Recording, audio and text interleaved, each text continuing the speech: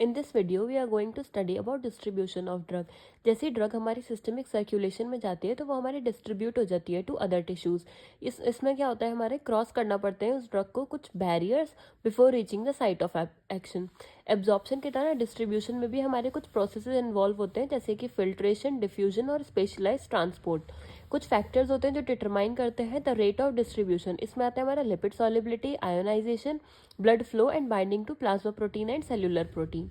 जो हमारी un-ionised lipid soluble drugs होती हैं वो हमारी वाइडली डिस्ट्रीब्यूटेड होती हैं थ्रू आउट द बॉडी। हमारी प्लाज्मा प्रोटीन बाइंडिंग की बात करें तो जब हमारी ड्रग सर्कुलेशन में जाती है तो बहुत सारी ड्रग्स जो होती हैं वो हमारी प्लाज्मा प्रोटीन से बाइंड करती हैं। जो हमारी एसिडिक ड्रग होती हैं वो बाइंड करती हैं टू एल्ब्यूमिन, और बेसिक ड्रग बाइंड करती हैं अल्फा एसिड ग्लाइकोप्रोटीन। जो हमारी फ्री और अनबाउंड फ्रैक्शन ऑफ ड्रग होते हैं वही सिर्फ अवेलेबल होती है हमारी for action, metabolism and excretion. और जो हमारी प्रोटीन बाउंड जो हमारी ड्रग्स होती हैं वो एक्ट करती हैं as a form of reservoir, मतलब वो सेफ हो जाती हैं, रिजर्व हो जाती है हमारी बॉडी में। कुछ ड्रग्स जो होती हैं वो हमारी बाइंड करती हैं टिश्यू प्रोटीन से और स्पेसिफिक कैरियर प्रोटीन से। फॉर एग्जांपल कॉर्टिकोस्टेरॉइड बाइंड करती है तो ट्रांसकॉर्टिन, और आयरन जैसे बाइंड करती है तो फेरिटिन। नेक्स्ट हम बात करते हैं clinical significance of plasma protein binding. हमारी प्लाज्मा प्रोटीन बाइंडिंग के कुछ क्लिनिकल सिग्निफिकेंस होते हैं, जैसे कि हमारे जो फ्री फ्रैक्शन होते हैं, जो हमारे फ्री ड्रग्स होती हैं बाइंड नहीं करी होती हैं, सिर्फ वही अवेलेबल होती हैं for action, metabolism and excretion. जब हमारा फ्री ड्रग का लेवल प्लाज्मा में कम हो जाता है तो जो हमारी बाउंड ड्रग्स होती हैं वो रिलीज हो जाती हैं। फिर हमारी प्लाज्मा 10 प्रोटीन बाइंडिंग में delay the drug reaching the site of action. Next हमारा जो प्रोटीन बाइंडिंग ड्रग्स जो होते हैं वो सर्व करती हैं एज अ रिजर्वॉयर, मतलब वो स्टोरेज की तरह सर्व करती हैं of the drug, and the drug is released when the free drug level fall.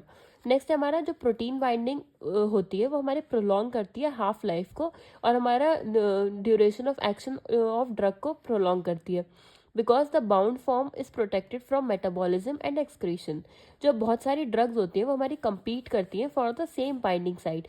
जो भी ड्रग जिसकी हायर एफिनिटी होती है बाइंडिंग साइट को लेकर वो हमारी डिस्प्लेस कर देती है जो हमारी दूसरी ड्रग होती है उस साइट से, उस ड्रग को वो डिस्प्लेस कर देगी और हमारे रिजल्ट करेगी इन डिस्प्लेसमेंट इंटरेक्शन।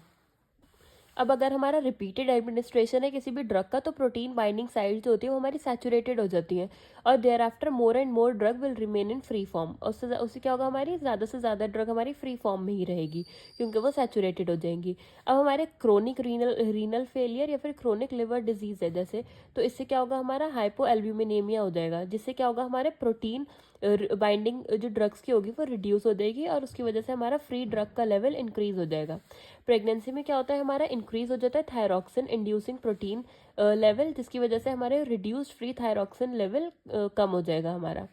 नेक्स्ट है हमारा एक्यूट इन्फ्लामेटरी स्टेट में क्या होता है, जो हमारा अल्फा एसिड ग्लाइकोप्रोटीन लेवल होता है वो हमारा बहुत ज़्यादा राइस हो जाता है, जिसकी वजह से हमारी एक्सटेंसिव बाइंडिंग हो जाएगी and thereby lower free drug level, hence higher doses में बी नीडेड।